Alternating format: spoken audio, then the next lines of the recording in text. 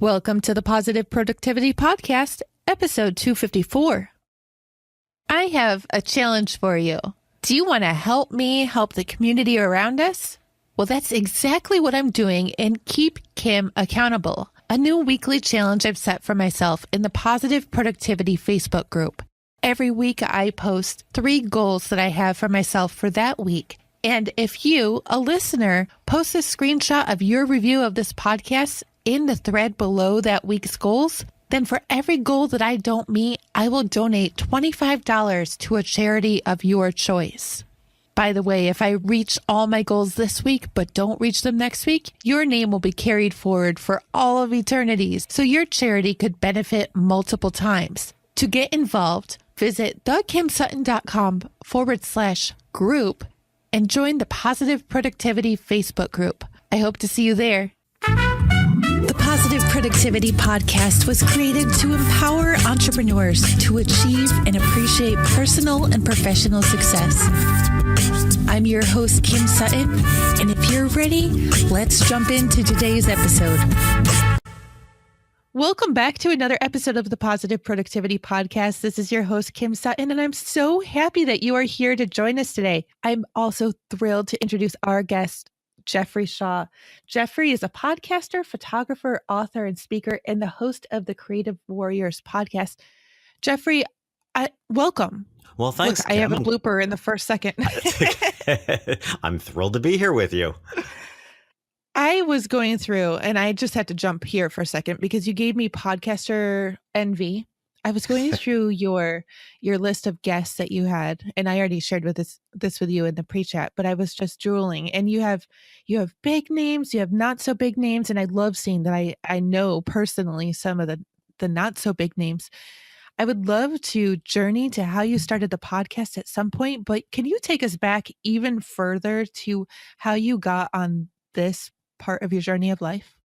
Gosh, it is quite the journey. So I've been a portrait photographer for affluent families for 33 years now. So I photographed their families, their children on location, and I've been doing that since the age of 20. And, loved it. And like a lot of us, I felt like I was right on purpose. This is what I meant to do. And I gave it my all and truly loved it and still do. I just do photography in a very limited amount now.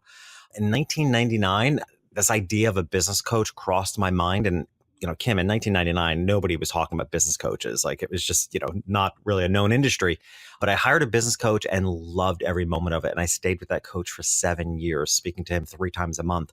So when he retired, it inspired me to try to do for others what he did for me, which as an entrepreneur, I found really grounding. It was like therapy for business. So not only were we being productive and coming up with business strategies, but I needed that person to talk to because being an entrepreneur is a really lonely experience in a lot of ways. So I loved it and I wanted to do that for others. So I went to coach training and I've never stopped being in training. And I started, I think in 2008, I did my first training program as a coach and I've never stopped.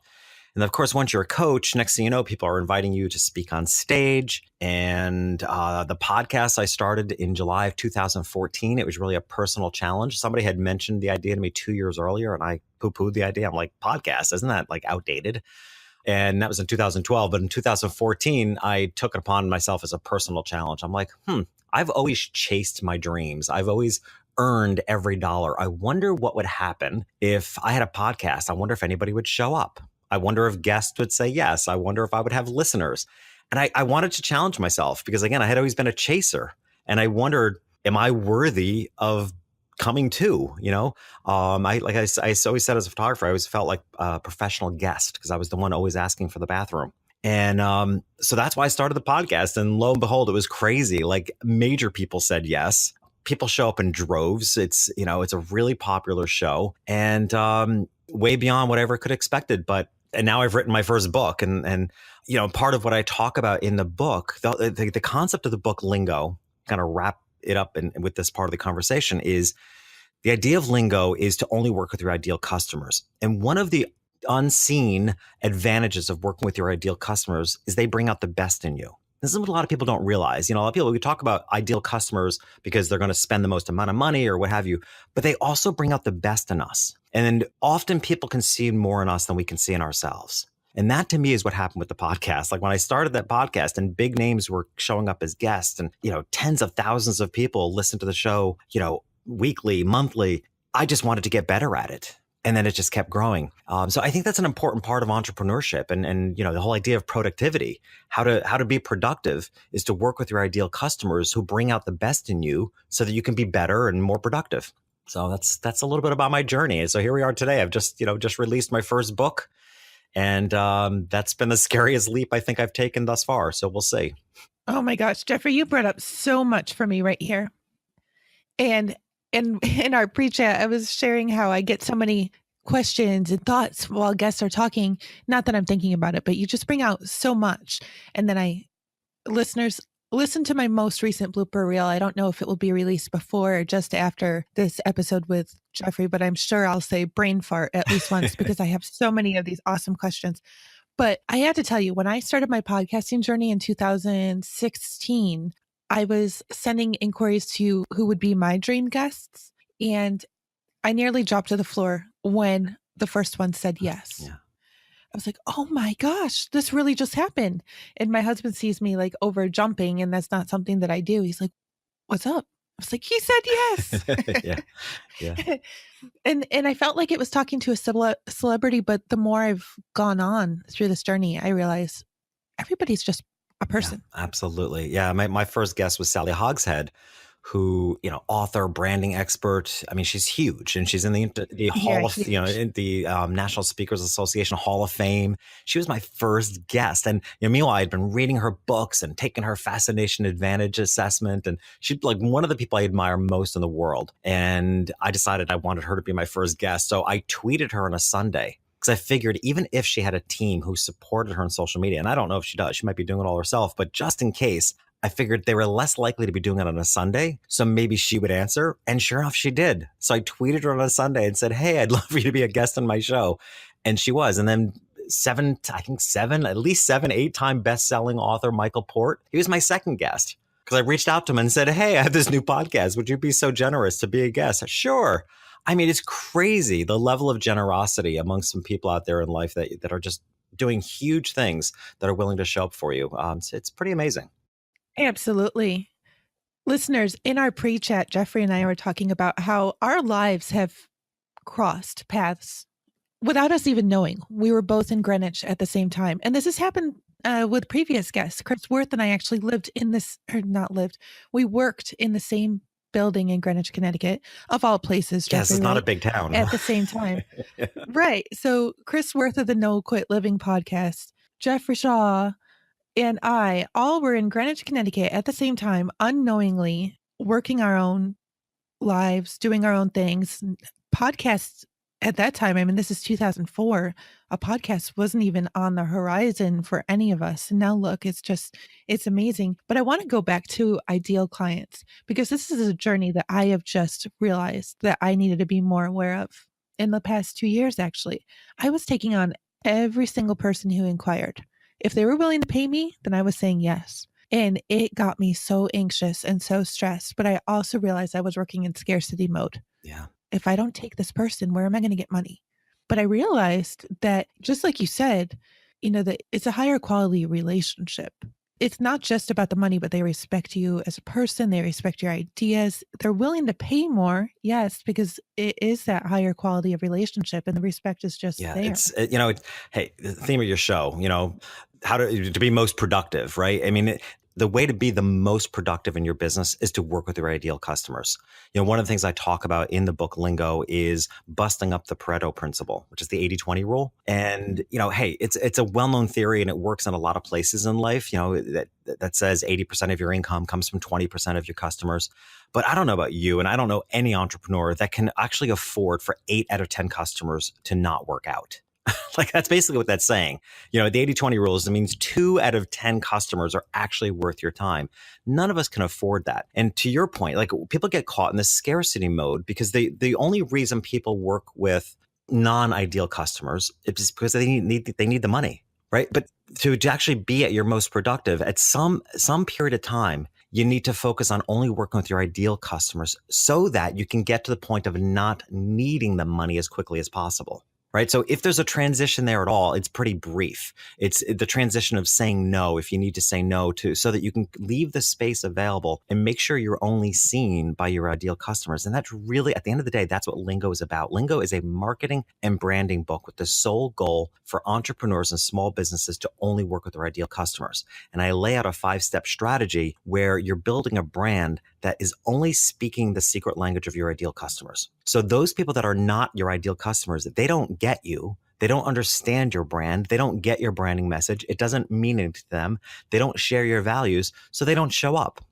What I always say is, if done well, the secret language strategy that I teach in the book and resulting in a brand that speaks the secret language of your ideal customers, done well, it's both a magnet and a filter. It should absolutely magnetize your ideal customers, filter out the rest. And Kim, here's why. There's a quote I use often to try to drive this home, which is, people don't hire you because you're the best. They hire you because you get them and they get you. And we have to remember, we are consumers. And I've been around a long time and in business a long time. And I've seen this transition in the 80s and even the 90s. People would hire you because you were prestigious. You were considered the best in your field. Nowadays, people don't hire you because you're the best. They hire you because they feel like you get them, like you understand them. We're not willing to put up with, I don't care if you're the best in your field. If you're horrible to get along with, I'm not going to hire you, or I'm not going to buy your service, or I'm not going to come back to your business. We have such little tolerance today, rightfully so. We have little tolerance for bad business practices, inauthenticity, and immoral behavior in business. Oh, absolutely. Right. I mean, look what happened to Uber, right? Uber, made a stance that was against the viewpoint of a lot of people. And, millions of people myself included, abandoned doing business with Uber and switched to Lyft or some other car service, right? Because we won't do business. Many of us will not do business with somebody we don't share their values with. That is far more powerful than being the quote unquote best in any industry, because Kim, the other way of looking at it is, how do you even say you're the best at what you do? I mean, it's so subjective. You're only the best to your ideal customer. You're not the best to somebody who doesn't get you in the first place. So it's completely subjective. Yeah. Something that I've even realized, though, in the past 2 years, and this is part of my whole positive productivity journey, is that I realized that a lot of what I was seeing on social media could be totally false. I mean, people, and I'm sort of laughing because you said you were taking family portraits of the affluent. A lot of the people in the communities that I was a part of were taking pictures of themselves in front of fancy cars or in their new, quote, houses. But who knows if they rented it for a photo shoot? We don't know that that's actually yours. But what I found even more bigger, that was very eloquent, wasn't it? I like it. Yeah. It's good. It's good. That It's good. Just go with that. More bigger. more bigger than that is the bedside manner of the people that I'm working with, specifically people that I'm working with for my business. And this is how I want to be with my clients as well. The bedside manner has to be there. No, you're not my doctor. But if I hire you to do something and you are constantly pushed for time and you can only give me 2 seconds because that's all that you have clocked in, I want people to respect my time and I want to respect other people's time. But don't be having a meeting with me just because I paid for you to have a meeting with me, and don't not care about what's actually going on behind the scenes, because I want people to have a bigger picture. So I love that you said that.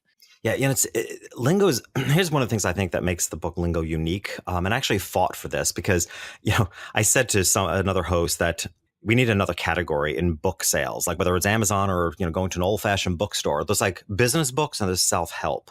Like, we need a third category because those two things should not be separate. Honestly, I mean, entrepreneurship and being in business is the journey of personal development. It is self help. Like, there's no way I wouldn't be who I am today if it wasn't for the journey of entrepreneurship, right? Because you're out there in the world. I mean, nothing can challenge us more to push ourselves, to get out of, our box, to get out of our comfort zone. Nothing pushes us more and puts us on a limb more than being an entrepreneur. So it is the journey of personal development. So I'm eager for there to be a third category someday. But at the end of the day, Lingo is a business book. But what's interesting about it is that the whole, like the last third, 2/3 of the book are business strategies, marketing and branding strategies. But the last third, one could definitely categorize it as self-help, because the point I make is like, hey, I've given you all these great strategies. I've given you these specific action steps on how to attract your ideal customers. But now here's the thing, and I kind of say this in the end of the book. If you don't change your mindset, your daily practices, all that hard work you're putting in, will, I mean, it will have results, but at the same time, it's also what keeps people on the proverbial hamster wheel, right? Because you just keep applying more hours, more effort. But until you unblock what's in your way mentally, and until you have daily practices that create the positive flow that you want, you're just going to keep applying more effort, but not really getting ahead. So the last part of the book, and one of the things in that mindset, which is what made me think of this, is one of the things I challenge people to look at is what are their views of others? And I think this is so important in our world of social media because, so many of us, we want to be successful. We want to be rich. We want success in our lives. And yet when we see other people having that success, it causes angst for us. Or we secretly hold the negative opinions. I know, hey, I, as a photographer, worked with very affluent people. I heard all the negative stereotypes growing up about rich people, none of which are true. You worked in Greenwich. I don't know what your experience there was, but I worked there for, when working with affluent people for 33 years. And I would tell you none of the stereotypes are true. Their kids are not raised by nannies. Their kids, their parents are so involved in their lives. They're huge contributors to their towns and their communities. So to me, you have to also look at what is your mindset and your viewpoint of that which you want to become.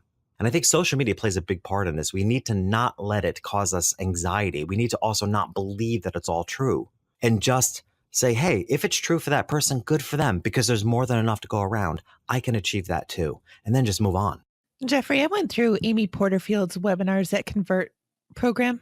I have to say, I never created my webinar. As a result, I actually got more clients out of the program. So I never had a time. But one of the things that she talks about is when you're on a webinar and introducing yourself, it's so important to connect. Yeah. And even telling the struggles that you've been through, just so that you can relate, and that the people who are on your webinar have that connection with you. Because chances are the connection, if you're sharing all your successes, just like you were just saying, they're going to be envious. They're going to want to know how they can do it. But when you share that you were at that point once and you understand what they're going through, that gives the connection and it makes you more real. And that's actually a huge transition in how positive productivity came to be as well, because I realized I needed to stop trying to be more than I was and just be real about who I am. But I do have to share, Jeffrey, amusingly, one of the biggest interactions that I had while I was in Greenwich was actually with a family who had a nanny for each of their kids.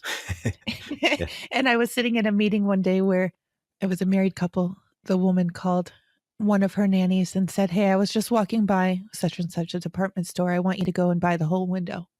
Yeah. But there's definitely, as we already discussed earlier in this episode, there are the very affluent who are not like that and are still relatable and are just incredible people. I want to play with that because the key is that would not be my ideal customer. They would not have called a family photographer, right? And that's, I always said, I think I had one of the most naive viewpoints of the world, because people whose, marriage is falling apart, if the home isn't in harmony and the family isn't happy, they don't call a family photographer to record it. Right. So my ideal customer are actually those customers whose family is their priority. So I'm not saying it doesn't exist, but for what I did and how I marketed myself and how my brand was built around, really a deep understanding of my clients. Why I've had the same clients. Right now I only photograph past clients. I don't even market myself. I don't even take on new clients. I only work now with clients that many of them photographing every year for 30 years. That's and they incredible. stay with me because I have such a deep understanding of them. So to your point, I'm not saying it doesn't exist in the world, but they're not my ideal client. I'm my ideal customer. And that's the point of Lingo. And, let's talk for a moment about, the name Lingo, like why I came up with that.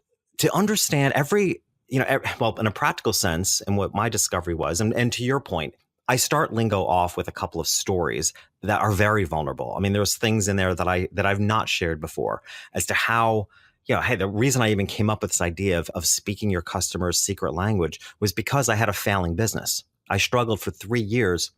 I was failing miserably and realized I wasn't aligned with it was my hometown. I was trying to start my business in. I wasn't aligned with the values of that hometown, even though it's what I came from. I didn't share the values. I was trying to sell the values of, you needed to have portraits to hand down from generation to generation. And I'm trying to promote that value in a town that's struggling to make their rent that month. So they're not thinking long term. They didn't value what I did. So that's why I needed to find a clientele, which happened to be the luxury market, that had the money to value long-term planning. But the bottom line is I was failing as a business. And what I came to realize is that there's a way of connecting with people, what I call their lingo. Like what's inside somebody's heart? What's their essence? Because I'm hoping, honestly, my big dream for lingo is that it becomes the new buzzword in marketing. The buzzwords in marketing for years now have been avatars and buyer personas. And I've always been kind of fascinated by how all marketing words are like really negative, like it's target markets and, marketing funnel. We're going to squeeze them through a small hole. All Hustle, that. grind. Right. Yeah. Yeah. Very attacking type of words, and they don't work for me. And in fact, we don't even use the word marketing in our business. We refer to it as enrolling. Like, what do we need to do to enroll people towards us, to invite people into our world? So we're not marketing at them. We're inviting people towards us. Different shift in mentality. But this idea of lingo, and the reason why, I want to get that message out there, and I want to get people away from thinking about buyer personas and avatars, which are so surface level. At best, it's knowing people's demographics and maybe their behavior. But I think what's more important for entrepreneurs and small businesses, do you know what's in your ideal customer's heart? Do you know what they're thinking? Do you know what they're feeling? Do you understand their lifestyle? It's step number 1 in the 5 steps that I offer in creating the secret language strategy. The first step is perspective. Like with empathy, without judgment, it's truly understanding someone's perspective, how their life looks like from their perspective. Without judgment, can you have empathy for that? Right? So that you can understand, what do you need to say, do, what does your business and brand need to look like? What message do you need to speak? What's their secret language? So that you're actually speaking what's on their inside. So you know more about them. I actually think this is going to be a requirement moving forward in business. I don't think consumers will continue to tolerate surface level transactional relationships. Like, hey, great, my demographics. You might know what websites I visited, so you're targeting your ads at me, but you don't know what I'm thinking. You don't know what I'm feeling, and until you figure that out, you don't get my money. Wow. And I think that's fair. I think it's fair. I think it's very fair for consumers to demand that we know them, we get them before we earn their money. Jeffrey, I am in the process, and this is not meant to be promotional. However, it's going to come across that way. I'm actually in the process of launching my group coaching program, the Positive Productivity Pod. And when I was going through my launch, I had a set price for it, monthly price. And hey, I'm totally transparent on the show, listeners. You know that. I didn't sell any. So I was talking to somebody. I didn't sell any memberships. And I was talking to somebody, and he asked me, well, who's your ideal client? And I knew who it was, but I hadn't really thought that deeply about it. And I said, well, it was me 2 years ago.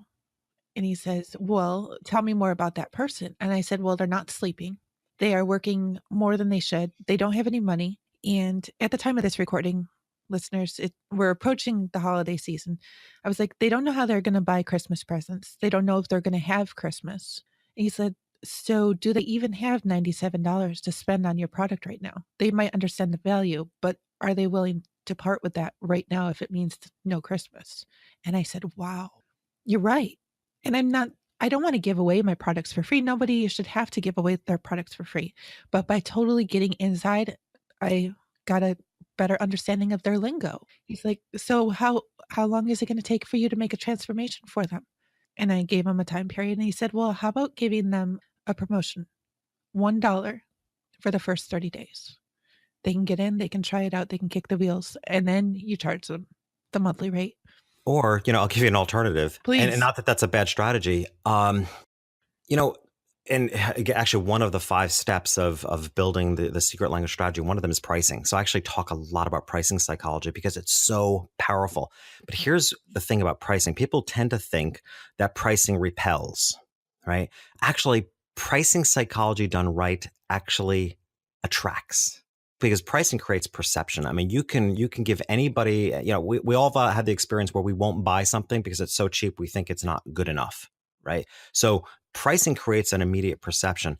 My thought is, without even having changed, again, the $1 strategy is not a bad idea, but I like to always up the game. It's what I love about entrepreneurship is I love the challenge. Like, okay, the world is demanding more of me, which is what I love about this whole idea of lingo. Like, I feel like the world is demanding that we know more of people than their demographics. So, hey, let's rise up to that. I always like to look at the challenge. If you kept the price the same, what would you need to do to get them over the fence? And here's what would get them over the fence are emotional triggers. You can't get people over the fence of their own hurdles through logic. You have to really get deep into their heart. My belief is that you probably could have maybe gotten them over the fence if you spoke to their heart more. So one of the strategies that I teach in Lingo is what I call, and it's the most powerful thing, Kim, in marketing I've ever come across. I call it self-identifying questions. Because you were your ideal customer 2 years ago, and because you did the work to understand what's in their heart, and you have a willingness to speak their lingo, my suggestion would be in marketing that program, you would pose questions which your ideal customer would say, wow, that's me. So you might say something like, are you stressed, working really hard, and still wondering whether you can afford Christmas presents, right? Something I'll say often if I'm promoting something, a coaching program or something, I might say, are you tired of working really hard but hardly getting ahead? Right? Because I help people get more strategic and open up those mindsets. You might, if I want to if I want to reach some high achievers in business, I might say something like, have you already reached a really high level in your business, but you know there's another level for you? Someone else I've coached, she is what I refer to as a matchmaker for virtual assistants, right? So she finds the perfect virtual assistant for a business. And one of the things I'd said to her, I said, man, what would be really powerful to me? I mean, you don't want to run a billboard or an ad that says, I can help you find a virtual assistant. What would be far more powerful is to place an ad that says, are you overwhelmed and want to get your life back? Right? Because anybody that's feeling that would be like, oh my gosh, that's me. This person gets me. The solution to that is, hey, I can help you find a virtual assistant. But I can help you find a virtual assistant isn't interesting. It's not appealing. And many people may not even know what that is or how that's going to help me. But when you pose the question, are you overwhelmed and want to get your life back? If that's you, you'll be like, yes, tell me more. So, again, self-identifying questions, I think it's the most powerful marketing tool because it's your responsibility to figure out what's in someone's heart, what's in the heart and the essence of your ideal customer, and then posing the question that addresses that thing that's most heavy on their mind. Wow. You just rewrote my sales page. Yeah, I mean, that's exactly what it is. I mean, you would use that on a landing page, sales page. Another client of mine who's a photographer, she specializes in newborn photographs. And the truth of the matter is she's a fabulous photographer, continually voted #1 in the city, in Boston. I mean, always voted #1 child photographer in Boston. And, honestly, she tended to promote herself that way, hire the #1 child photographer in Boston. And, I didn't see it as compelling, and she specialized in newborns. So what I'd suggested to her, which is far more powerful, because, I'm a parent myself, I understand what to photograph a newborn, you're looking at the first 2 weeks after birth. That's the sweet spot. So what I had suggested she pose as a self-identifying question is, has your world stopped yet time is going so quickly? Ooh. Right? Because that's exactly, you had children. Isn't that exactly what it felt like after you had a baby? Like your world stopped. Like, nothing's more about, oh my gosh, the baby, it's a miracle. Your world has stopped. And yet there's that cliche, wow, this is going to go by so quickly. I better preserve it with photographs. Yeah. And I got to share, I mean, when I had my twins, if I had seen get your babies photographed by the city's top photographer, the first thing that would have come through my brain is that's going to cost a lot. And I have a lot of diapers to pay or to buy. Yeah. Exactly. Yeah, exactly. That's what I had said to her. I said, it's probably, a lot of people are probably thinking, oh, if she's the best, I can't afford her. And at the end of the day, it doesn't matter. So again, they're staying on the other side of the fence. They're not getting over the fence. It's the emotions. The whole idea I'll give you a little background. The entire concept of Lingo as a book actually started a few years ago when I wrote an ebook, which was a free ebook. And I gave some webinars and I gave some speeches around it. And it was called Emotional Branding Blueprint. Because I realized that the way I had always built my businesses and helped my coaching clients build their businesses was through emotional triggers. It happens to be something I'm really good at. I was at a cocktail party once and we went on the table and everybody named their superpower. And I named my superpower as empathy. It's something I've always felt I've really had a very high level of, like sensing and feeling what people are experiencing. So what has always been my most effective way of marketing and building businesses has been speaking to people's emotions and having those emotional triggers. So I created this ebook called The Emotional Branding Blueprint, which was about how to speak to people's emotional triggers. And then that developed, years later into what I'm now calling lingo, like just, knowing a culture's lingo, the culture of your business and your ideal customer. You share a lingo, just like teenagers share a lingo, right? Teenagers intentionally share a lingo that they don't want their parents to understand, right? So every business has that too. right? Yeah. Yeah. And it's like you have twins. I mean, I don't know if you experience this, but a lot of parents of twins, like the twins will communicate with each other. Like they create their own lingo, right? Well, my It's how husband, they relate. my husband's constantly saying to me, "Do you understand what they're saying?" But then on the flip side of the 3-year-old twins, we also have teenagers. We have a 12-year-old, 15-year-old, and 18-year-old. So we're getting attacked by lingo child-wise from multiple sides. No, I totally get it. That's incredible. Yeah, and what you had said before is really critical. That we're rare. We're not always exactly in the same place our ideal customer is. There's a really good chance what we're doing in the world is solving a problem for our ideal customer that we encountered 2 years ago, 5 years ago, 10 years ago. We're almost always offering something to the world that we would love to prevent other people from having to encounter. Mm-hmm. Right. So that's why we're not exactly in the same place as our ideal customer, but we have the empathy because we have the experience in it. And it's tapping into what did it feel like for me? One of the things I do with my coaching clients is I make them journal their experience from the moment we start working together, because our growth together is going to be so significant that 6 months of working together, they're not going to remember that really difficult emotional state they were in, for which they're going to need that so they can relate and speak the lingo of the people they can serve. I've seen a lot of people asking, what should I be doing? I know what I do. And lately it's been just surrounding me either by podcasts or the books that I'm reading or even my own thoughts. But hey, we're inspired everywhere.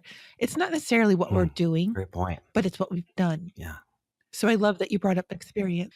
I mean, sometimes the biggest value that we can offer clients, whether now or in the future, is based on our experience, life experience. It doesn't have to be some glamorous, whatever is the hot marketable service on, that's hitting social media right now. Yeah. But we can offer so much value just offering our experiences and our experience and life lessons to other people. Jeffrey, have you had a moment in your life that caused a big mind shift change for you? Oh my gosh, so many of them. Actually, I wrote an article for Huffington Post a few years ago. Life can turn on a dime, and I wrote that because it's a cliche phrase, but what I've learned especially I think as we've become, certainly a certain age of maturity, that literally our lives can change on a dime. Like we can have a change of mind, a mindset shift that we suddenly can look at the whole world differently. And I think one of the most powerful ones for me was I was at a coaching group in L.A. And now, mind you, what inspired me to go to this event was, and I literally decided the night before because I had received a rejection letter for a speaking engagement that I had been told I had in the bag.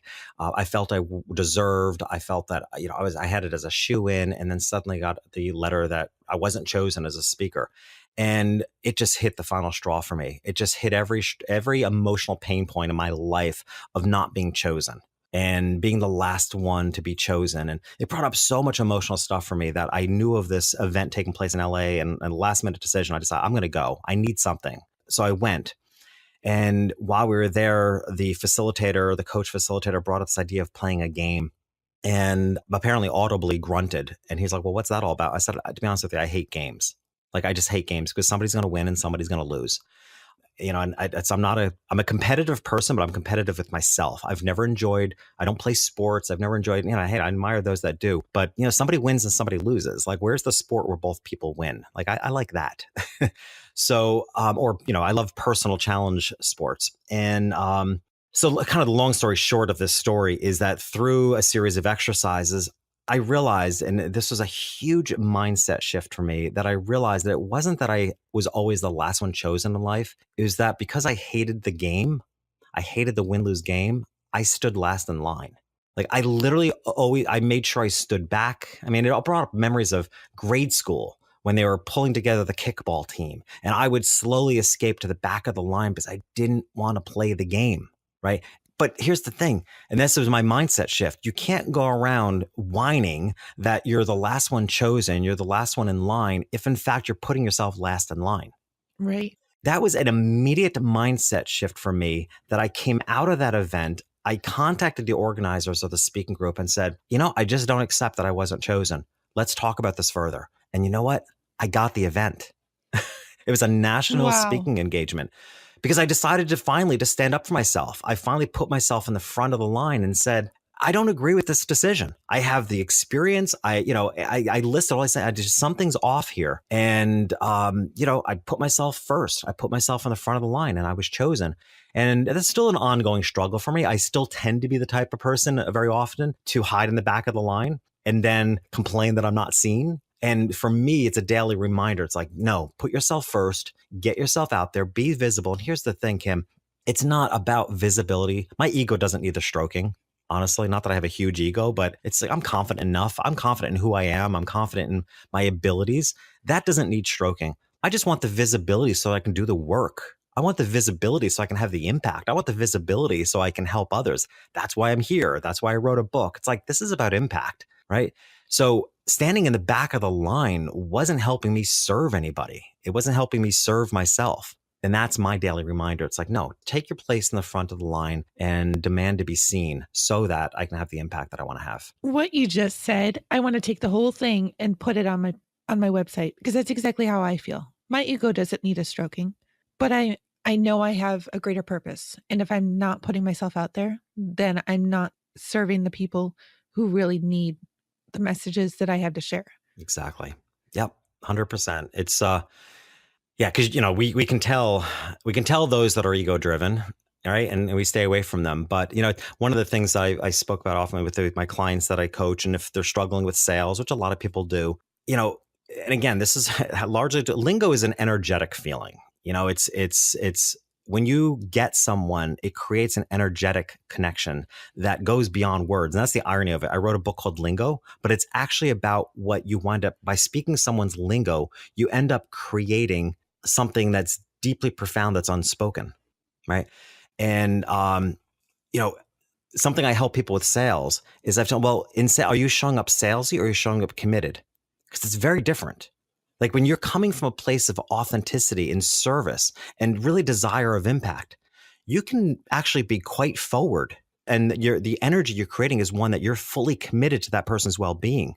And it doesn't feel salesy, because we know what salesy feels like, right? We know when somebody feels salesy to us and it creeps us out and we back away. And yet somebody else that can show up fully committed, saying, no, you need to hire me. You need to buy this product. And this is why. There's a way of doing it that comes from such a place of authenticity, because you get that person and you totally are committed to being able to serve them. You actually have a greater latitude to be a little more aggressive, if you will, because it won't feel that way. I mean, that's partly, again, from a practical standpoint, this is how I built my photography business. I understood my photography clients' deepest needs. I understood that as parents, it was incredibly important to them to be responsible, and to be responsible equally to all their kids. Because when you have money, you can't send two of the kids to an Ivy League school and one of the kids to community college. Like when you have money, you have to treat your kids equally. And that's a big burden for parents, so much so that as their photographer, they knew they didn't have to worry about any of their kids having more photographs than the other kids. I knew the actual count in the home. Like, no, every one of your children has the equal number of photographs on display. Every one of your children have been photographed at the same ages. So I would call them and say, you know what, we photographed Susie when she was 5. It's time to photograph Johnny. He's turning 5 next month, right? I was speaking their lingo. They didn't have to ask. I just so understood what was important to them and their values. And, my clients paid me thousands, tens of thousands of dollars. So that simple phone call or email to say, hey, we need to photograph, Johnny, resulted in a tremendous amount of income for me, but it never felt salesy to them. It felt committed. It felt like I was committed to their well-being. It never felt like I was making a sales call. I am over here laughing because, Jeffrey, I have 10 frames on my wall that have been empty for the 4 years that we've lived here. Because with 6 kids and these 10 frames, I was trying to figure out how to get them all in an equal amount of pictures. So I've just left them all empty. Well, it's equal. Yeah, it is equal with 0. Jeffrey, this has been an incredible conversation. I want to thank you for all the value bombs that you've dropped. Listeners, you can go to thekimsutton.com/pp254 to tweet out any and all, because there's going to be a ton of tweetables in this chat. Jeffrey, I know you had a gift that you wanted to share with the audience. Would you mind sharing that? Sure. And we've put together specifically for your community, and it's called the Lingo Media Kit. They can get it at jeffreyshaw.com/positive. Makes sense, right? And inside the Lingo Media Kit, there's a visual, an infographic of the 5 steps of building the secret language strategy. And I love visuals, and I think it's important to have them. So it's a really easy way to take a look at, hey, what are the 5 strategies, the 5 steps that I need to speak the secret language of my ideal customer? So there's the secret language infographic. There's a free chapter of the book, which is the chapter on perspective, which I think it's the most important. It's foundational to the entire book. And we also included an audio version of the free chapter, which, as a fellow podcaster, Kim, I know you'll appreciate. It's totally fun. It's not your normal audio version, like those sound effects. And I've added more stories that I don't tell in the book, and totally fun. So the audio version's a kick. So all that's together in the Lingo Media Kit.